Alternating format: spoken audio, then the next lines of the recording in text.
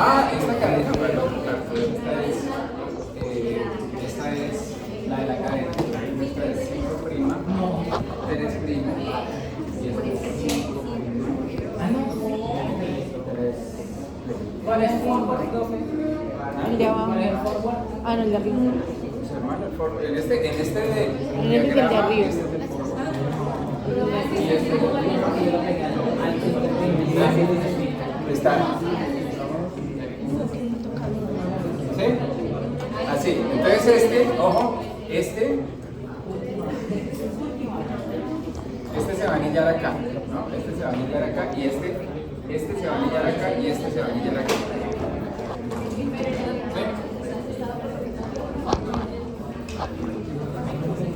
Perdón.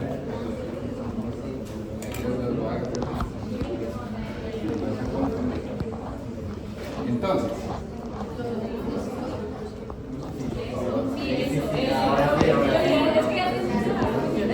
perdón, me confundí yo. Si la dibujo 5 prima 3 prima, esa va a anillar en esta.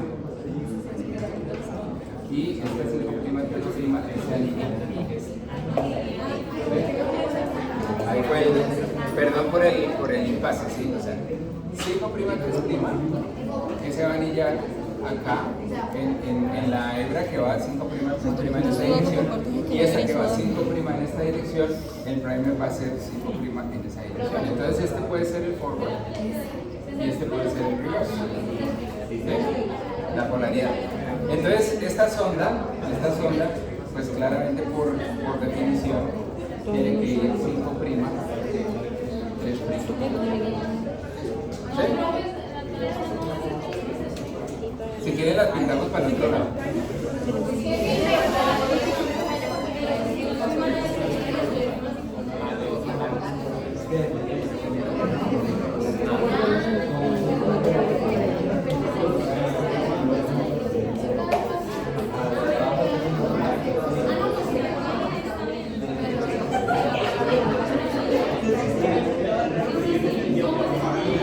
¿Sí? ¿Así? ¿Ya está mejor? Miren, entonces, esta es la, digamos, esta 5 prima, 3 prima, 5 prima, 3 prima. Entonces, el primer forward se va a anillar a esta, es 5 prima, 3 prima en esta dirección, y él nos va a sintetizar esta cadena, ¿no?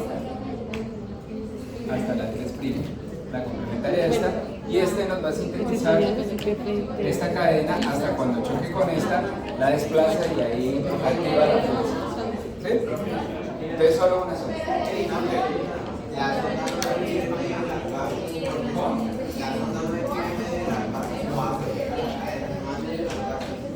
La sonda tiene una región que se anilla con la secuencia Amor, pusieron todo muy ¿sí? desordenado. Estos son oligonucleótidos. Si lo quieren, lo utilizamos De las por diapositivas de un oligo. Aquí tengo las películas, ¿sí? pero o Con sea, las sus mías bases todavía no están normalitas, terminadas. ¿verdad? Yo sí iba a decir Pero que fue tu pedazo. en vez de tener, Igualito las estaba como. por ejemplo, en ese esquema, en vez de tener un 5' fosfato, un 3' OH, en vez de tener eso, lo que tiene en el 5' se lo modifica para que tenga nuestro fluoróforo.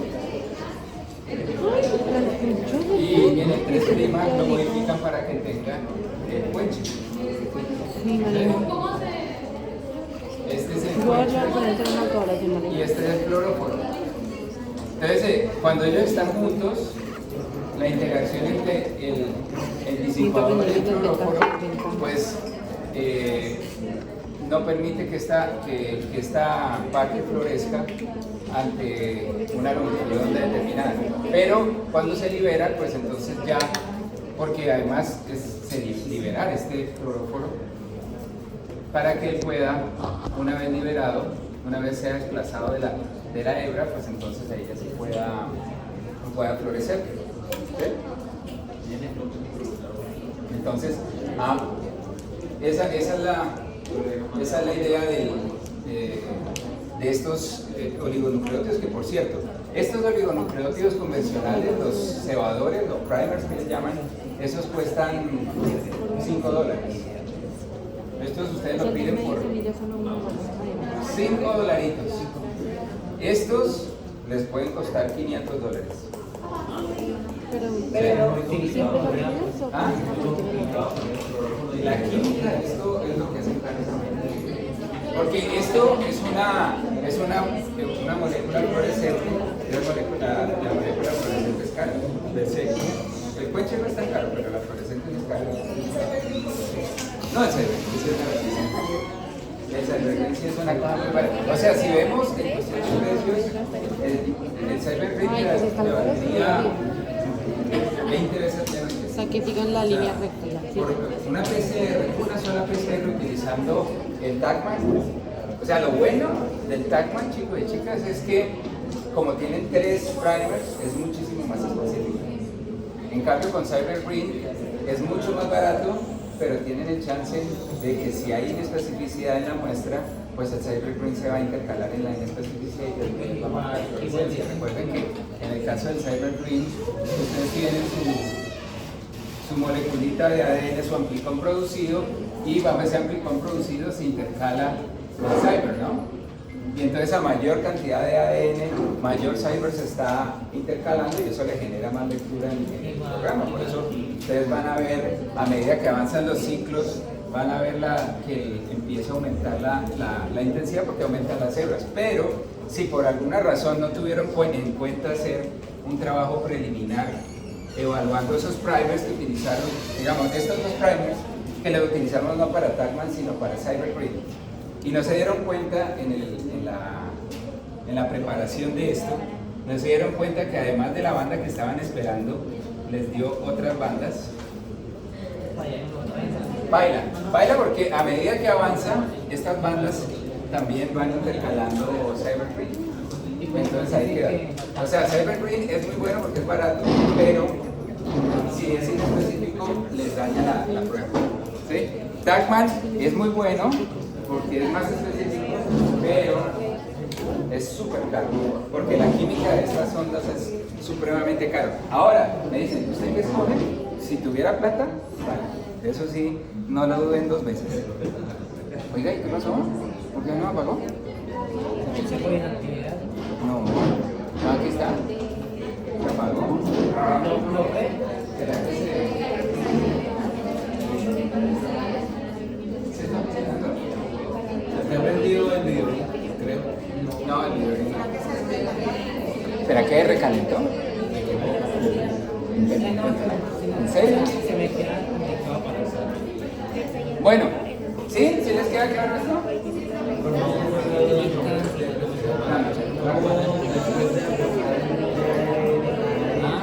¿Cómo hago para que sea de mira, si me puedo procesar, si me puedo Esa fue me acaba de Gabriela me acaba de hacer esa pregunta. Bueno, esto ya quedó claro, ¿no? Vamos rapidito a mirar esa otra. Bueno, entonces, la pregunta, ¿no prendió? Tenemos nuestro ARN. Digamos que es un ARN eucariota, ¿cierto? Vamos a hacer cDNA. Vamos a hacer cDNA con una transcriptasa reversa.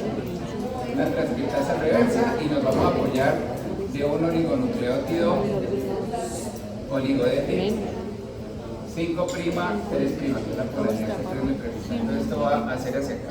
Con esta, la transcriptasa reversa va a tomar el extremo 3' de esta T y va a sintetizarnos una hebra. ¿No? ¿No prendió? Ya no, mira, ahí está criticando. Ah, ya, listo. Y nos sintetiza una hebra complementaria de ADN. ¿Listo? Listo. Entonces, recuerden, esa hebra entonces sería, la polaridad sería 5' ¿verdad? 5', 3'. Esto es lo que va a entrar a la PCR. Ustedes en la PCR no van, entonces ya el ARN lo quitan, incluso si no lo quitaran en el primer ciclo, ese ARN se va a despedazar, ¿no? Porque estábamos hablando que el ADN es supremamente largo. Esto es lo que va a entrar a PCR. Ustedes lo que meten a PCR es una sola hebra. Pero recuerden que nosotros vamos a tener en esa hebra, en ese juego, en esa reacción, vamos a tener un primer forward y uno reverse, ¿no? Entonces vamos a tener que En este caso, pues, el primer, uno de los dos primers que va a dirección 5', 3', ¿cierto? Él es el que nos va a sintetizar la cadena complementaria de esta generada por la RT. Entonces vamos a tener nuestra cadena complementaria. Ya tenemos en esa primera fase de la PCR, en ese primer ciclo, lo que vamos a tener es la síntesis de la segunda cadena. Tercer ciclo, ya ahora sí se separan y ya vamos a tener dos cadenas. Entonces ya vamos a tener el primer que se va a unir, ¿cierto? El primer que se va a unir a esta cadena, que es el de la secuencia roja, ¿no? 5', 3'. Y entonces ahora empezamos a generar, y para este pues ya la misma cosa que estábamos hablando ahorita, tenemos ese primer 5', 3', y nos genera este. ¿Listo? Entonces ya en el primer ciclo, en ese primer ciclo es clave, porque en el primer ciclo se nos genera la segunda cadena. Entonces pasamos en una RT-PCR, en ese primer ciclo pasamos de una cadena a dos cadenas. En el segundo ciclo ya tenemos dos cadenas y ahí pues ya empieza la PCR convencional. ¿Listo? Profe, ¿y los primers pasan a ser también parte del ARN? Se quedan ahí pegados. Bueno, o sea, ellos pasan a ser una sola hebra. los primers ya van a anillar acá en el ARN complementario y van a empezar a hacer el amplicón, ¿no? El primer que quedó como parte del ADN complementario es el primer que utilizaste para ayudar a la transcriptasa reversa general, ¿no?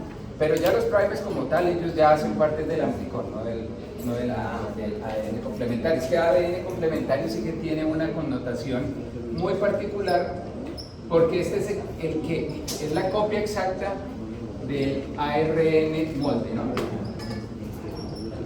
Es la copia del ARN molde. Lo que pasa es que nosotros podemos utilizar dos vías de hacerlo. Podemos utilizar con un oligo-DT cuando utilizamos ARN. Si queremos amplificar un gen que codifica para una proteína, pues utilizamos el ARN mensajero, que ya te recuerdan, ¿no?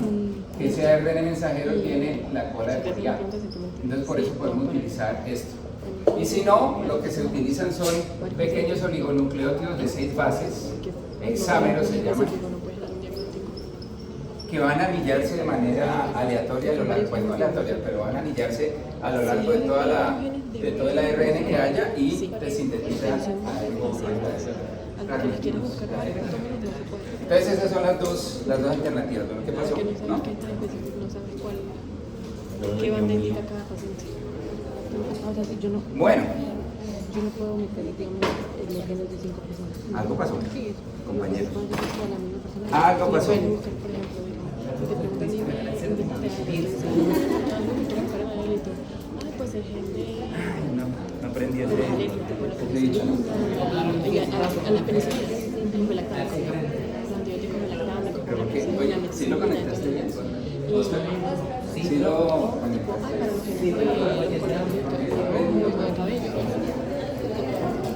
no te dejes corchar porque voy a estar buscando hacer lo posible por corchar. Te hacen como 20, 30 minutos de preguntas. Tipo,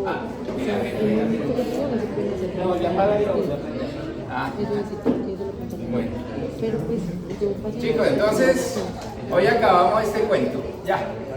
Hasta hoy va lo que se pregunten en el parcial. No tenemos mucho. ¿En dónde? Aquí.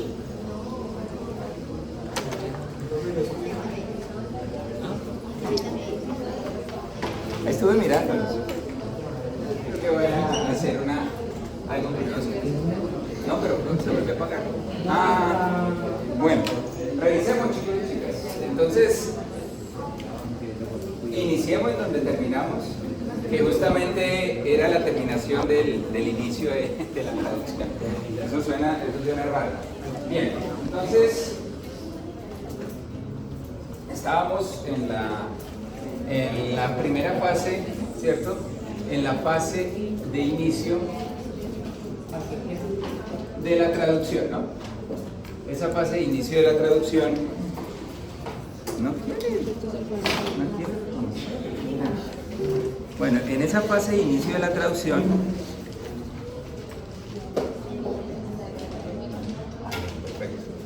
¿será? Sí, amor. Ah, bueno, es que les tenía unas comprensioncitas aquí. Rápido.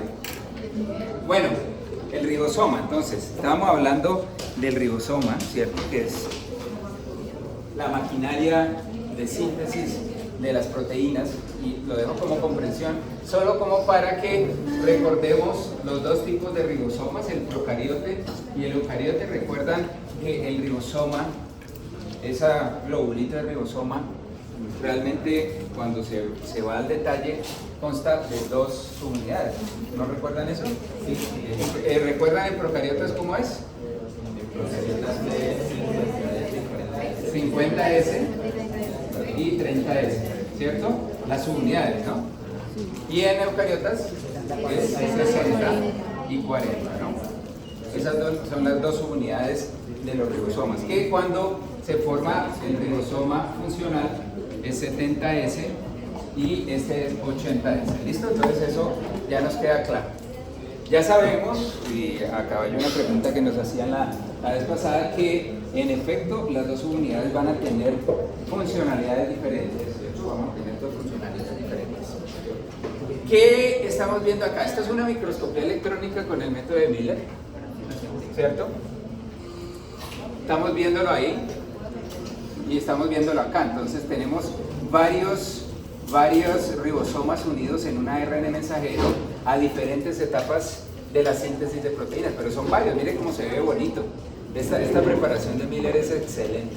Aquí se ve el ADN, aquí se ve el ARN y pegadito al ARN se ven los ribosomas. Entonces esto se llama, ahí ya lo vemos acá, esto se llaman los polisomas, ¿no? O sea, esto es lo que vamos a tener. Y dirán ustedes, bueno, pero ¿cómo así? ¿Por qué tanto? Es por lo que les digo, esto apenas el ribosoma avanza en la síntesis de proteínas y libera la región cercana al ATG, al AUG, pues al punto de inicio, van a unirse nuevos ribosomas. Entonces eso va a ser un continuo, un trencito, ahí el uno detrás del otro. Y se va a ver así, ¿sí? Entonces la espina de pescado la vamos a ver más complicada porque además del ARN, pues vamos a tener los ribosomas unidos a ese ARN y también se va proyectando la cadena media que avanza a lo largo del extremo 5', 3', la cadena polipeptídica también se va alargando. ¿Sí? Eso, ya vamos a no ARN mensajero, así como estamos viendo acá. ¿Sí? Creo que se va a apagar otra vez. ¿Qué se muestra acá? ¿Qué estamos viendo acá? Dímele. Es cuando está la enzima que une las dos partes del ARN mensajero y la forma en cíclico, ¿no? ¿Pero qué tipo de ARN estamos viendo ahí? Mensajero. Sí, pero ¿qué tipo? Eucariote. ¿Por qué? Porque Porque la manera en la que se identifica eso es una. ¿Y tú qué dices? que esta es la manera en la que se identifica el primer AUG en eucariótico, que genera esa estructura circular y a partir de donde esté. Sí, me gustó más la respuesta de ella. Aquí, o sea, como viendo los puntos claves para identificarlo, una cola de poli A, que esa no la tienen los procariotas.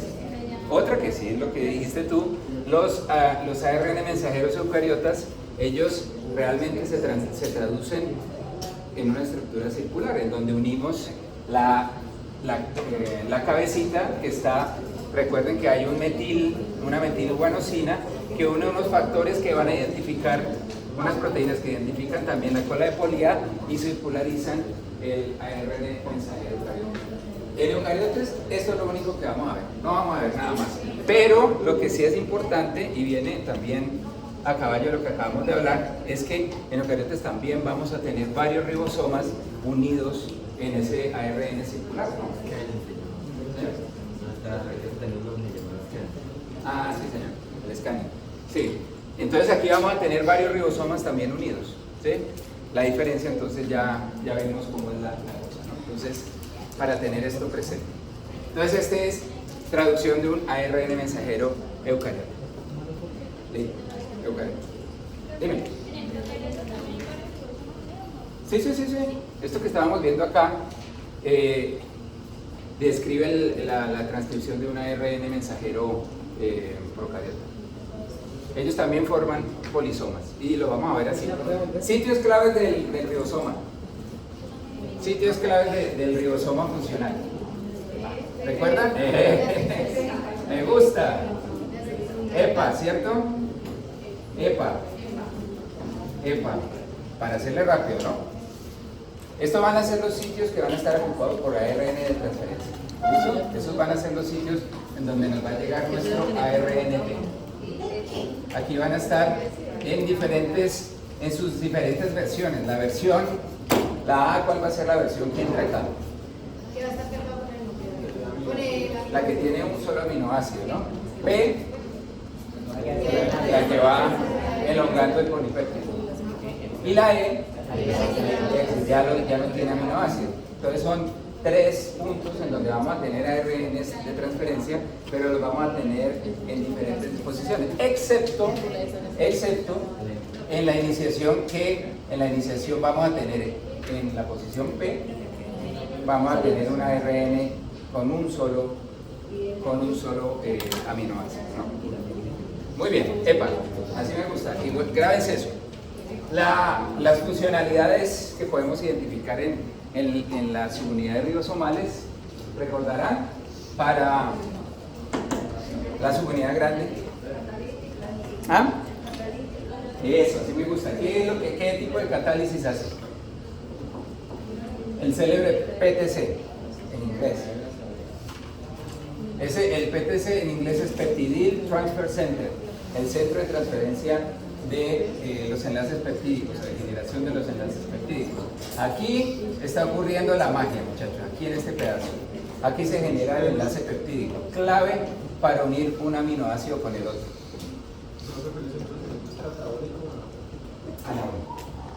Anabólico.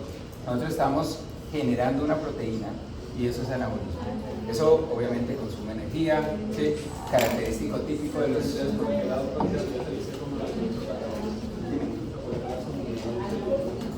no, Center, Peptide Transfer Center. No, y es catalítico. Catalítico es catálisis. O sea que es una actividad enzimática, o sea que acelera la reacción. ¿Listo? Entonces, el C es de catalítico, no de catabólico. Bueno, entonces aquí vamos a tener varias funcionalidades. Este va a ser el sitio de unión de los ARN de transferencia. Ellos van a estar ocupando aquí un espacio, ¿cierto? Aquí es donde va a ocurrir el enlace peptídico, y en la subunidad pequeña, ¿qué es lo que vamos a tener? Vamos a tener el sitio de decodificación, ¿no? El sitio de decodificación. Y el sitio de unión al ARN, recuerden, ¿no? En la subunidad pequeña, ella une el ARN mensajero. El ARN mensajero pues nos llega con el código genético, con el mensaje. La subunidad pequeña lo une y empieza el proceso de decodificación. Aquí es donde va a ocurrir el proceso de decodificación. Obviamente vamos a tener pedazos de EPA en la subunidad pequeña también. Pero este va a ser el sitio de aterrizaje de los ARN de transferencia.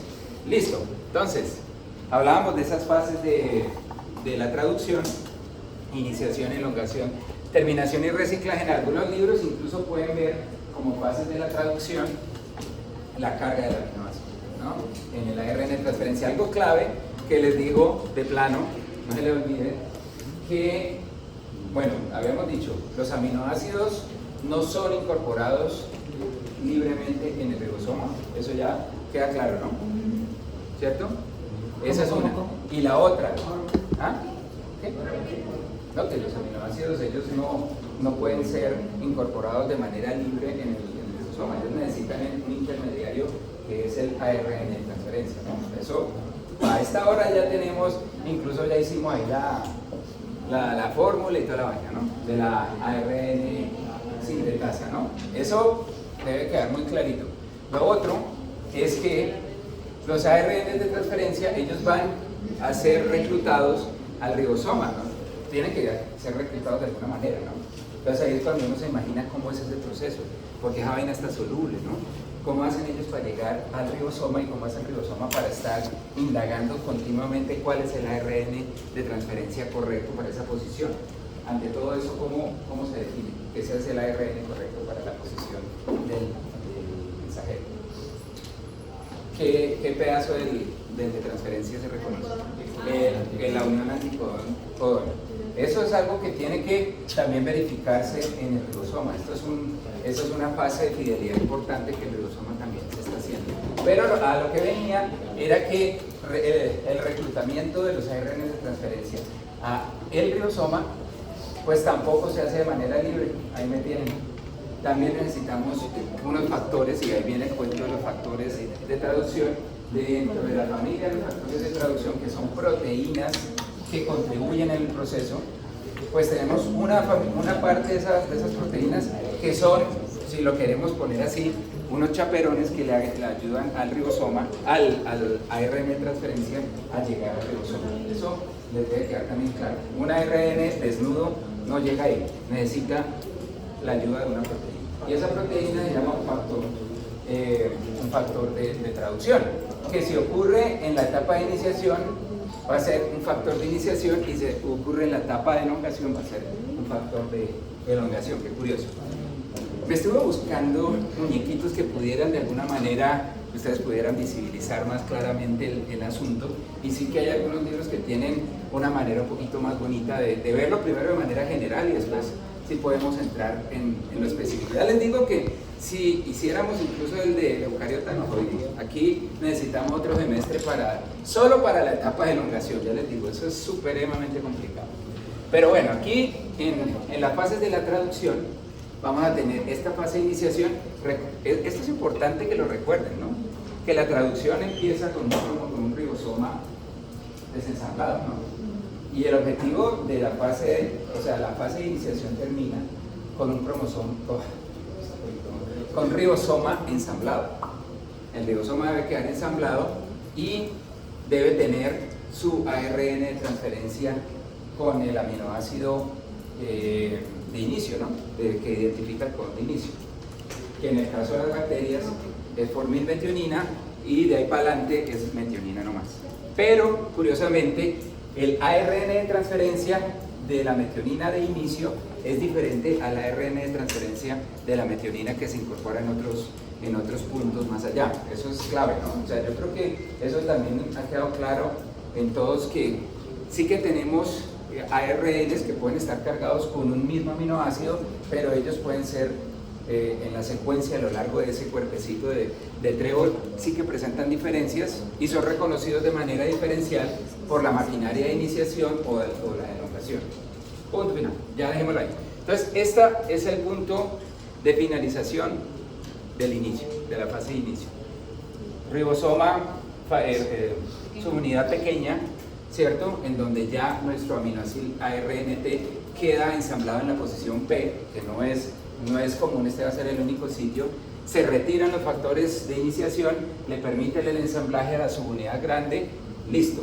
Ya ahí tenemos un ribosoma competente para la fase de elongación. Después, en la fase de elongación, ahí empiezan a llegar los ARNs de transferencia con el aminoácido sencillo a la posición A. ¿Sí? Se muestra aquí viringuis, así en pelota, pero no, este ya lo vamos a ver que sí va a requerir un factor, una proteína que lo ayude a llegar hasta allá. ¿Sí? Él ingresa a la posición A. Hay un proceso de verificación que sea el anticodón correcto para ese codón, y en caso tal de que sea así y se verifique que es el anticodón para ese codón, entonces se genera el enlace peptídico. ¿Sí? Se transfiere el aminoácido, ¿sí?, que estaba en P, se transfiere al aminoácido de A y se empieza a elongar. Entonces ahí ocurre el enlace peptídico acá. Una vez ocurre, se mueve el ribosoma hacia la siguiente posición. Ahora este ARN de transferencia va a quedar en P, va a dejar de nuevo un sitio A disponible, se va moviendo el ARN en dirección 3', ¿sí? 5 a 3, y sigue este proceso reiterativo. Esa es la parte buena, la buena noticia de la fase de elongación, que no es mucho lo que hay que aprenderse ahí, porque es reiterativo hasta cuando lleguemos al codón de terminación, que aquí se muestra en rojo. El codón de terminación no tiene una ARN de transferencia correspondiente, lo que va a tener son factores de liberación.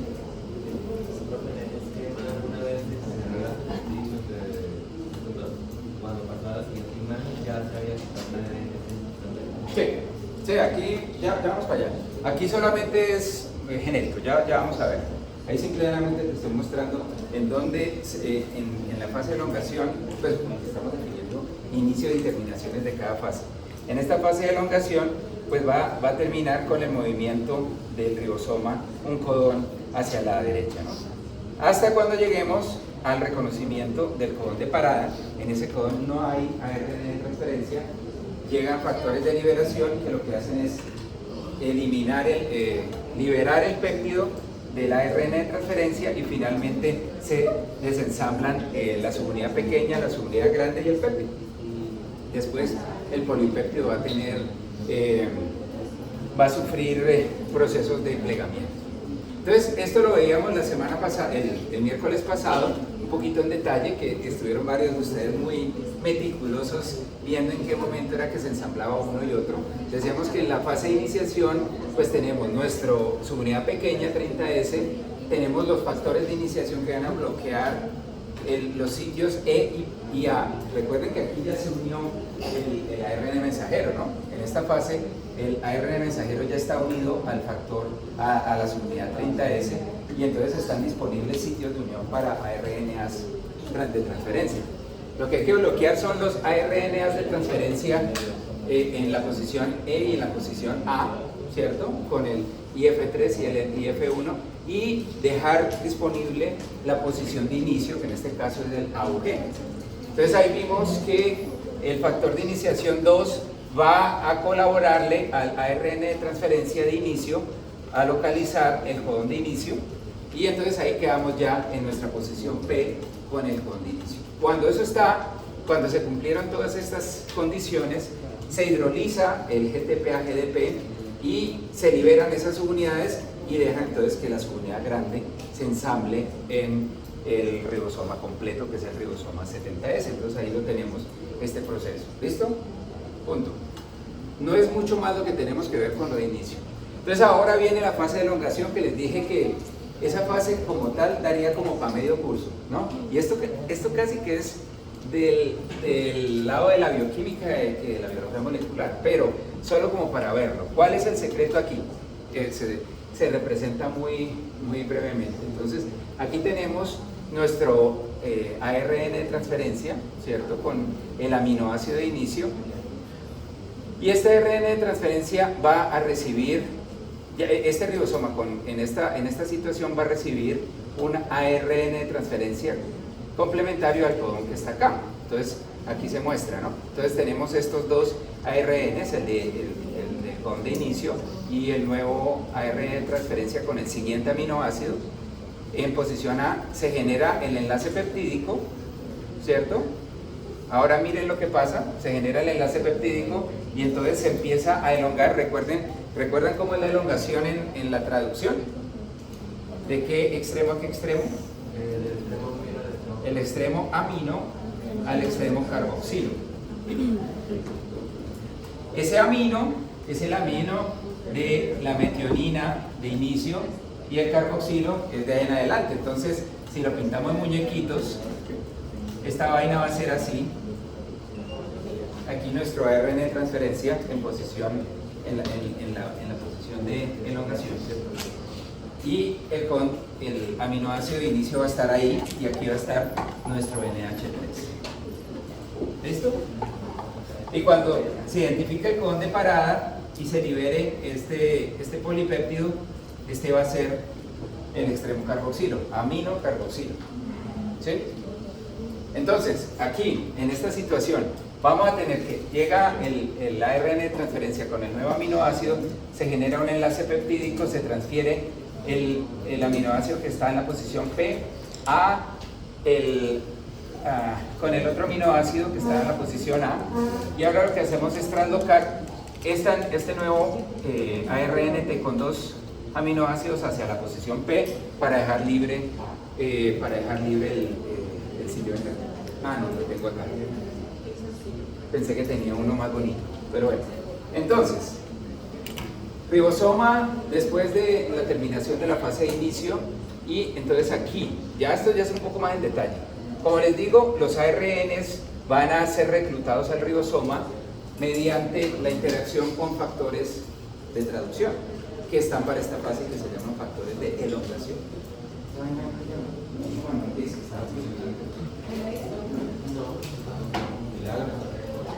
Bueno, qué pena.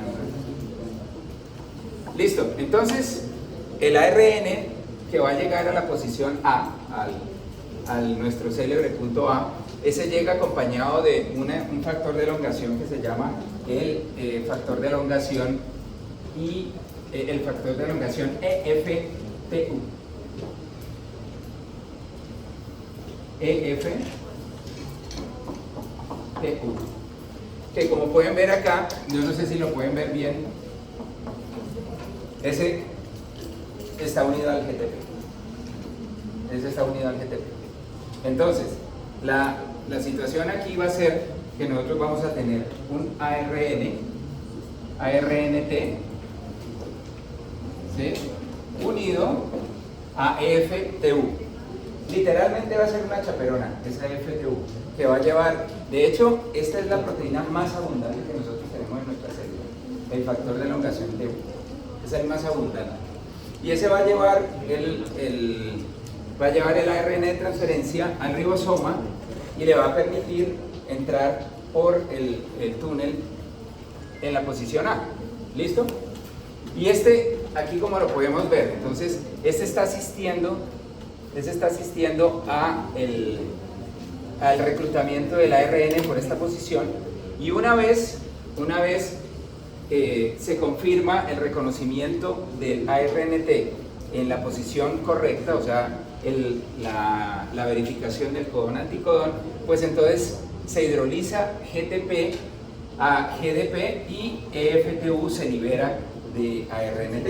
O sea que poniéndolo en términos simples, esto sería lo que tendríamos después de la unión del ARNT con su aminoácido en la posición A, ¿cierto?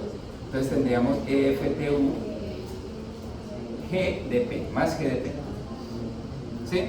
Estas, de nuevo, les comentaba que aquí en traducción el nucleótido energético es el GTP. Entonces, recluta el ARN de transferencia con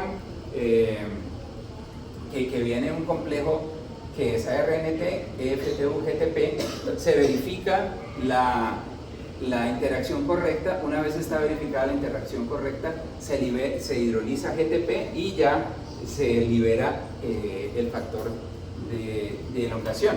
Este factor de elongación después va a intercambiar GDP por GTP.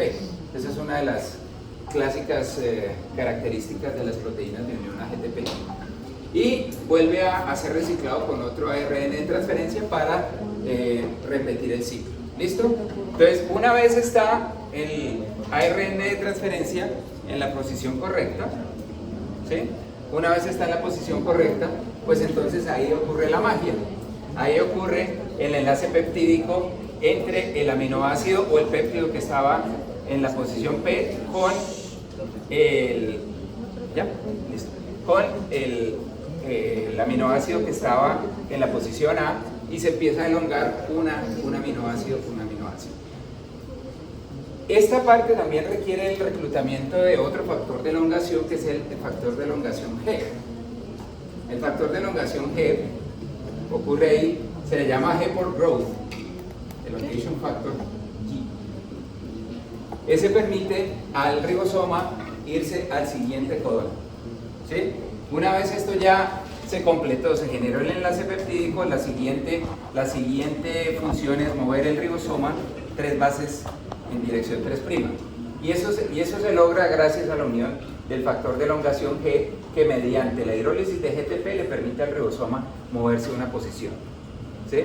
Se mueve una posición, entonces simple y llanamente se repite el ciclo. Cuando se mueve una posición, pues entonces queda liberado otra vez el GTP, se hidroliza GDP y ya entonces podemos repetir el ciclo con FTU, incorporación del siguiente ARN de transferencia y bueno, así queda. Yo sé que esto es un poquito difícil de digerir, chicos y chicas, altamente recomendado verlo. Aquí está el sitio del enlace peptídico, esto es lo clave, aquí es donde está la magia. Este es el sitio P, este es el sitio A, ¿sí? Aquí tenemos un polipéptido, bueno, en este caso al menos se está mostrando un dipéptido que ya está en posición P, en el tRNA de la posición P. Entró un ARN de transferencia con un aminoácido en la posición A, entonces aquí lo que ocurre es el enlace peptídico entre este amino y el carboxilo del dipéptido, y entonces se transfiere todo lo que estaba acá, se transfiere a la posición A y después todo el tRNA se pasa a la posición P por el movimiento del ribosoma a lo largo del ARN mensajero, ¿sí? Esto que vemos acá queda transitoriamente vacío, pero después cuando se mueve el ribosoma hacia la posición 3', esto va a quedar acá, ¿sí? Entonces va a ser como se ve aquí en la izquierda. Y así van haciéndolo hasta cuando se reconoce el codón de parada. Bueno, dos cositas adicionales, ya termino con eso. Seguimos entonces en esa fase de elongación. Ya vimos que el factor de elongación G es clave para poder traslocar el ribosoma a lo largo del ARN mensajero, permitir generar sitios A vacíos, ¿cierto? Eso es gracias al factor de elongación G. Esta figurita está en Pierce, por cierto. Y mire cómo se muestra en Pierce que se va traslocando, ¿no? Ahí se ve como un fantasmita indicando que se va moviendo hacia la región 3'.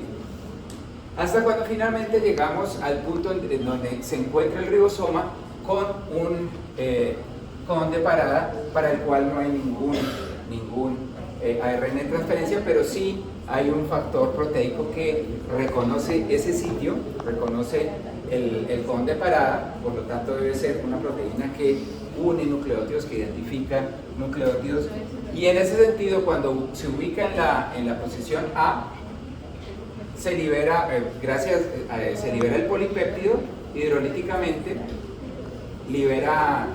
hidroliza GTP también y libera el polipéptido y disocia la subunidad grande de la subunidad pequeña y también queda liberado el ARN. Entonces ahí, esas son las fases. Se dan cuenta que la elongación, a pesar de que parece demasiado complicado, es el menos complicado de todos, pero sí es bioquímicamente muy interesante y tiene como demasiados detalles que sí valdría la pena evaluar, pero en bioquímica. El proceso de terminación, eso sí depende de qué organismos. En procariotes y en eucariotes los factores de terminación son diferentes, pero funcionan más o menos de la misma manera, identificando el codón de parada, y bajo estas condiciones se libera el péptido, el ARN de transferencia con el polipéptido elongado, y aquí queda la proteína lista para ser plegada y pues para tener su funcionalidad. Entonces esto es lo que tenemos, fase de inicio, ribosomas separados, ARN mensajero, ¿cierto? ARN de transferencia, factores de elongación. En la fase de elongación, pues entonces reclutamiento de ARN de transferencia cargados, mediado por proteínas, formación del enlace peptídico, ¿cierto? Formación del enlace peptídico, los ARN de transferencia que van saliendo, que se van liberando, van saliendo por el túnel E.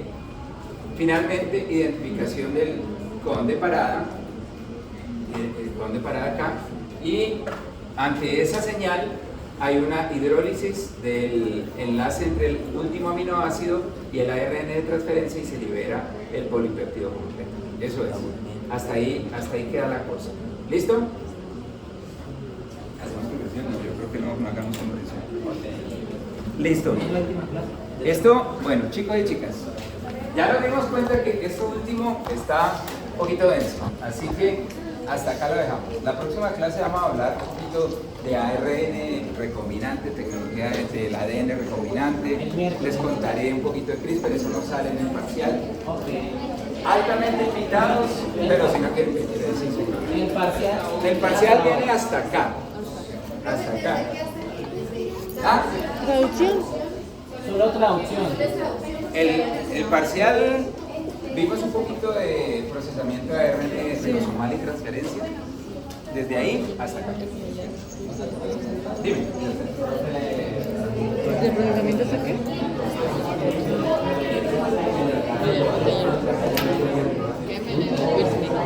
Es un ataque, mira, es una buena pregunta. Mira, este es un ataque nucleofílico de este nitrógeno al carbono del carboxilo, ¿sí? Lo ataca y claro, libera el enlace, aquí queda 1H y este se transfiere acá, ¿sí? Entonces aquí queda 1H y este grupo carbonilo entonces ahora queda pegado al NH2 y genera un enlace amino. Eso es, literalmente le roba.